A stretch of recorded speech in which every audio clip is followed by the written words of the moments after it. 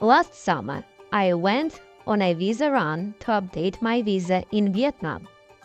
I decided to stay in Laos and visit the capital, Vientiane.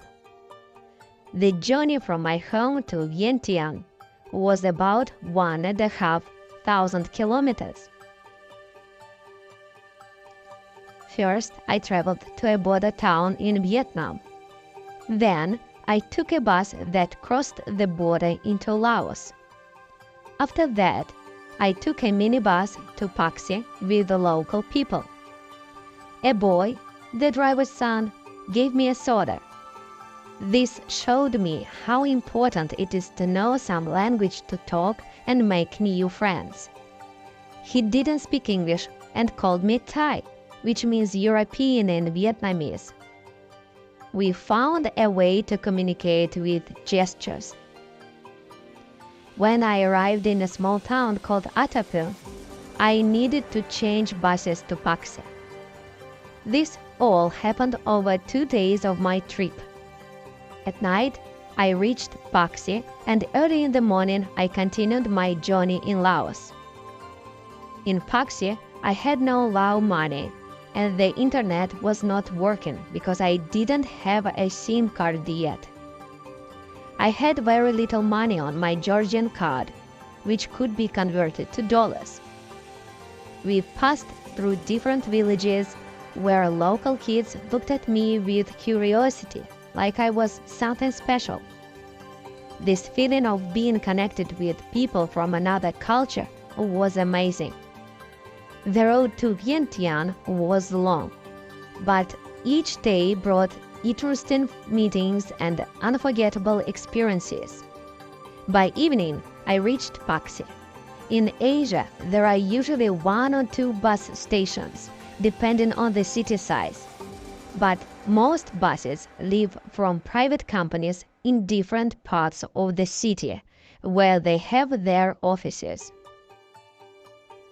When I arrived in Paxi, it was already dark, around 6 or 7 in the evening. I had no money and no Wi-Fi.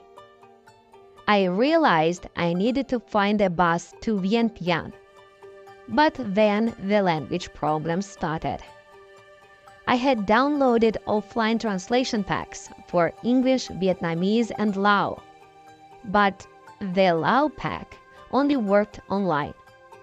Even the translator that worked with the internet didn't always translate well, and the locals didn't understand it. So I only had English and gestures. I found myself at one of the bus stations, and I understood I needed to change buses to Vientiane in another part of the city. I started asking about the stop, but they told me it was not here. Luckily, they put me in a tuk-tuk, a 3-wheeled motorbike with a roof like in Thailand. 2 ladies were with me. They were Vietnamese, and the driver was Lao. It was very hard to explain where I needed to go.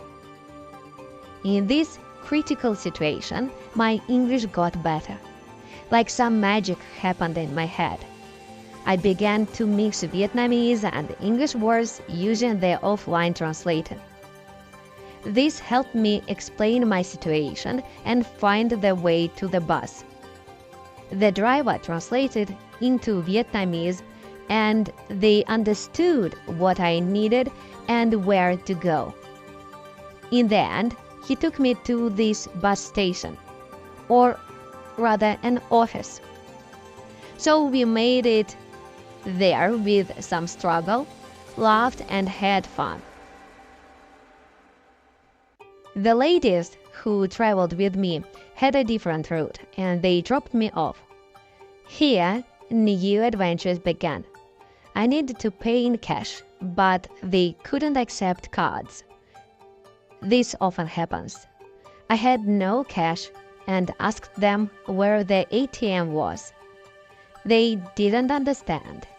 Luckily, there was a shopping center or a restaurant nearby. a rich place where more educated Lao people were standing by their cars.